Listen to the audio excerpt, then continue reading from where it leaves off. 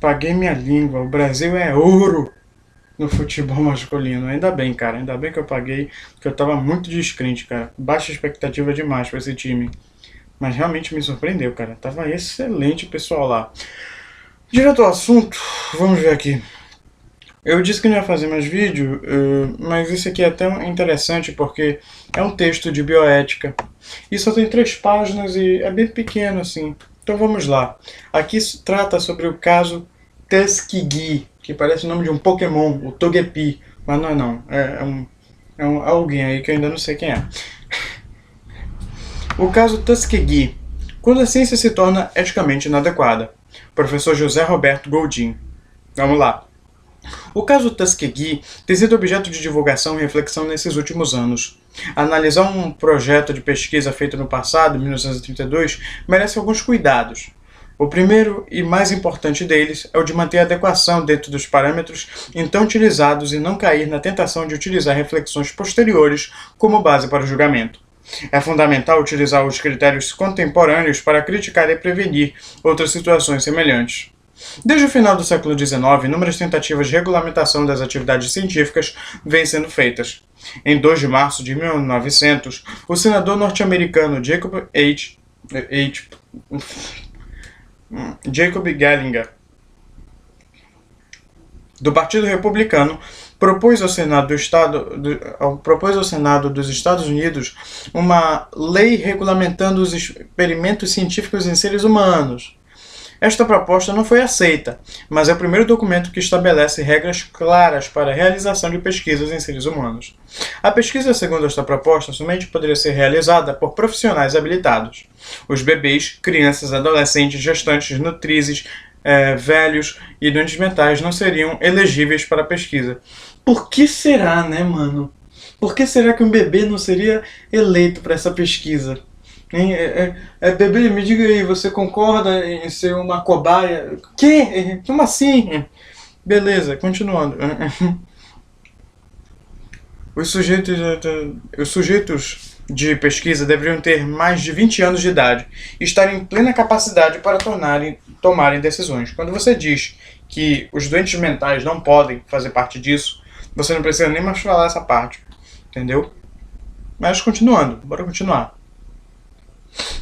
Uma semana antes da execução do experimento, o pesquisador deveria encaminhar a uma comissão do Distrito de Colômbia para licenciamento os objetivos e os métodos do projeto, acompanhados de uma permissão por escrito dos participantes, assinadas na presença de 2 testemunhas e autenticada em um notariado.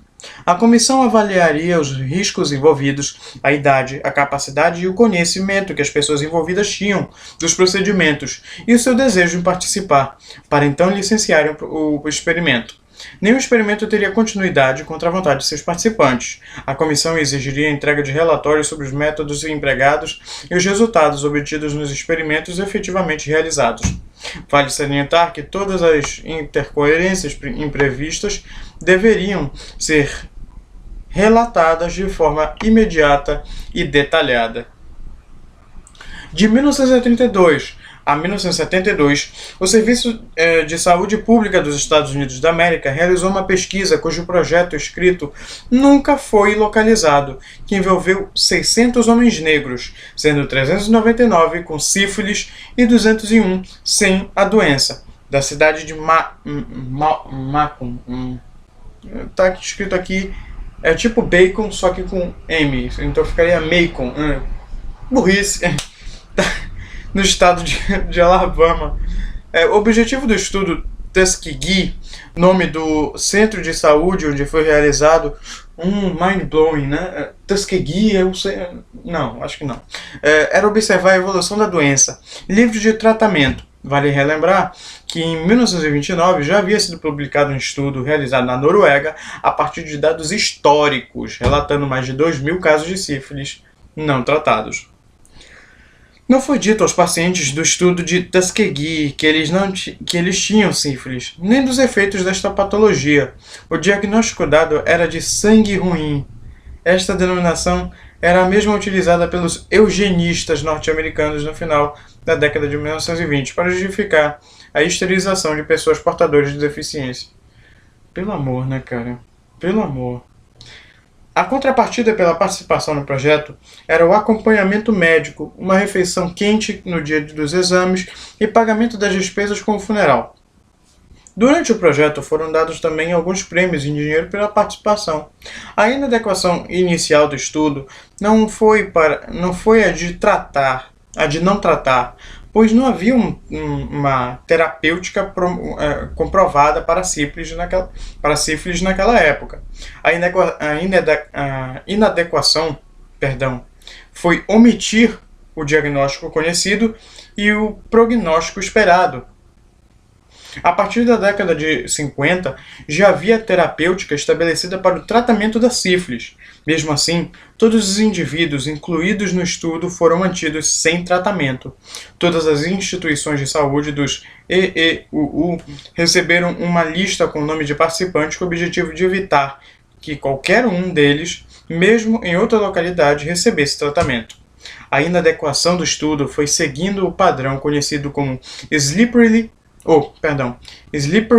slope, isto é, uma inadequação leva a outra, e o problema vai se agravando de forma crescente. É como, sabe aqueles desenhos que a bola de neve vai indo lá do topo pequeno e vai aumentando? Pois é. Da omissão do diagnóstico se evoluiu para o não tratamento, e deste para o impedimento de qualquer possibilidade de ajuda aos participantes. Nesta época, início da década de 1950, já havia sido proclamado o Código de Nuremberg, que estabelecia as primeiras diretrizes éticas internacionais para a pesquisa em seres humanos. Vale lembrar que o Código de Nuremberg foi escrito por norte-americanos e é parte da sentença do Tribunal de Nuremberg II, que na realidade era uma corte militar composta apenas por juízes norte-americanos. A Associação Médica Americana, AMA, que lindo, né? Também já tinha publicado algumas normas no sentido de proteger as pessoas envolvidas em pesquisas.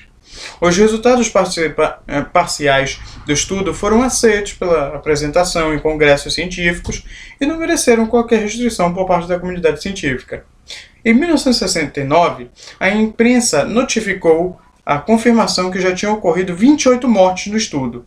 O historiador James Jones tomou contato, por acaso, com documentos relativos ao experimento, também em 1969, mas pensou que o mesmo já havia sido descontinuado, somente quando a repórter Jean Heller, da Associated Press, publicou no New York Times, em 26 de setembro de 72, uma matéria denunciando este projeto, que houve uma forte repercussão social e política sobre o mesmo. Após 40 anos de acompanhamento dos participantes ao término do projeto, somente 74 sobreviveram. Mais de 100 participantes morreram de sífilis ou de complicações da doença.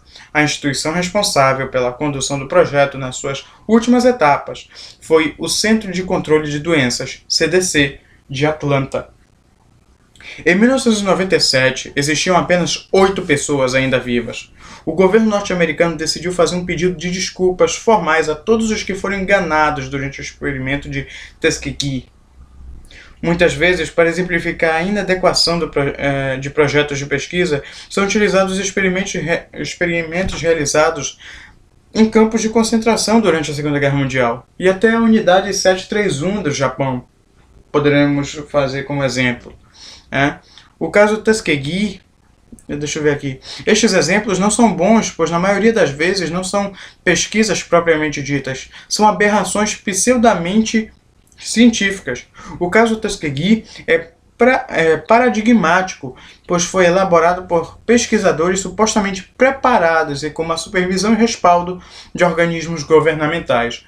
Mesmo que tendo alguma relevância inicial, este estudo teve sua maior inadequação ao não se confrontar frente aos novos conhecimentos que foram sendo gerados ao longo do tempo.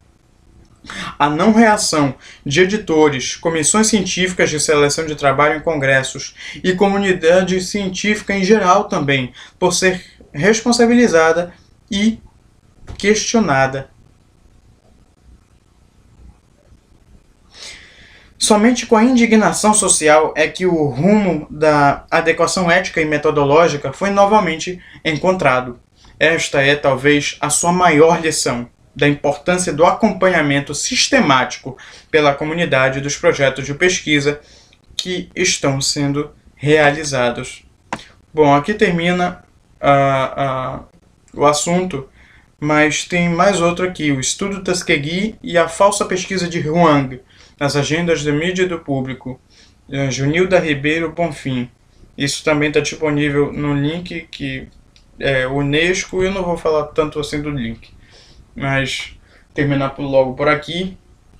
E já tem 4 textos novos para tratar. Esse era o mais curto deles, então tá aqui, e eventualmente eu vou trazendo os outros 3 de bioética e com os outros das outras matérias.